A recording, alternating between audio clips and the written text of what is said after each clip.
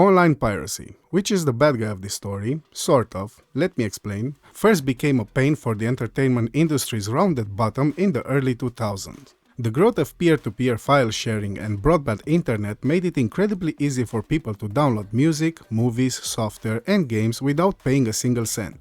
The rise of services like Netflix, Hulu, and Amazon Prime Video, which are the good guys of the story, at least in the beginning anyway, opened people's eyes and made them more aware of how content is priced. Now that's one theory. Another one is that, and here I'm just presuming because obviously I never pirated something in my life, you know, I'm perfect. So I presume that people had enough with the anxiety, always hoping that the downloading file matched the title and the description, and no more instead of Harry Potter and the Chamber of Secrets, you ended up watching Harry's Chamber of Secrets, along your entire family, on a nice Sunday afternoon. So, piracy bad, streaming service good, streaming service win, but even still, online piracy continues to be a serious issue today, maybe even more than ever. It has been estimated that pirated video content is responsible for over 20 billion in losses each year. That's billion with a B, from Peter Barker.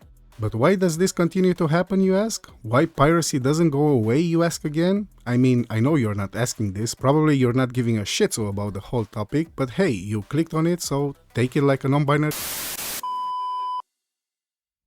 At the start of internet piracy, things mostly revolved around sharing music via services like Napster and LimeWire. These services made pirating music much easier, and so obtaining music illegally was widespread, especially around college campuses. So how many MP3s do you have on your computer? About 600. Maybe like 100 or something? 6,000 or 7,000. Over the years, file sharing had moved beyond music and reached computer software, movies, TV show, video games, and more. And don't ask me what more because all this together pretty much covers everything.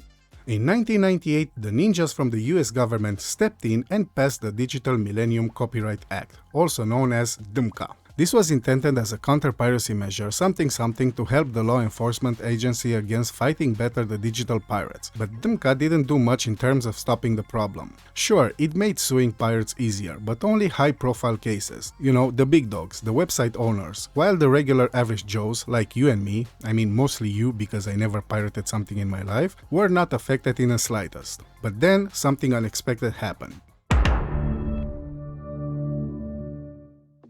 In 2007, Netflix began streaming pieces of video content online, giving users a way to consume movies and TV shows instantly with one monthly subscription. And people ate that shit so like crazy. Netflix was a huge success and they were willing to pay money for it. In other words, trying to block pirates with the law does not solve the problem, but giving people a cheap way to consume content easily and legally did. Now how about that? And so the piracy went down. Never gone away, mind you, but declining from year to year. While streaming services help to slow down piracy, they are no magic bullet. One might actually say that the increasing number of streaming services is the reason why piracy is increasing today. How come?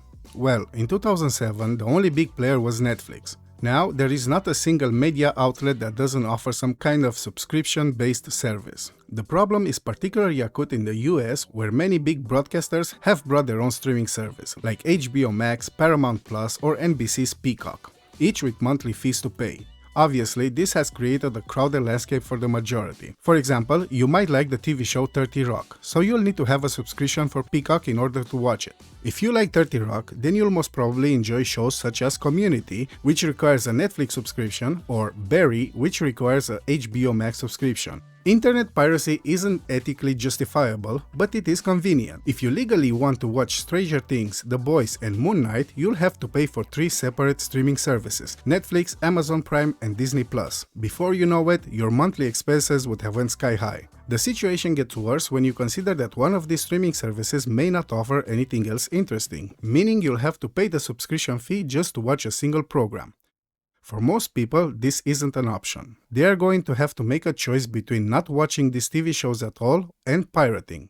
Obviously, streaming platforms hope its particular content is powerful enough for people not minding adding to the pile. This makes sense when you have like 3 or 4 players, but today, even if you remove the sport platforms, there are no less than a dozen or so main streaming services, and there will be many more. Inevitably, what is going to happen here for many people is they are going to sign in with a handful of services that provide the biggest bang for the buck, then pirate the content from others. Back in the day, the reason consumers were flocking to streaming was because the cable was so expensive, forcing them to pay for channels and services that they didn't care about. Now, rather than being a solution to this, streaming services are just reinstating the same problems. The easiest way to prevent piracy is not by getting anti-piracy tech working, it is by giving the people a better service than what they are getting from the pirates. The latest statistics shows that over 50% of recorded visits are to streaming sites, which remains a popular tool for most users. In the first months of last year, users visited pirated websites a total of 132 billion times. That's a 16% increase from the previous year. Muso, a company that tracks piracy trends, found more than 300 billion visits to pirate sites in 2017 alone.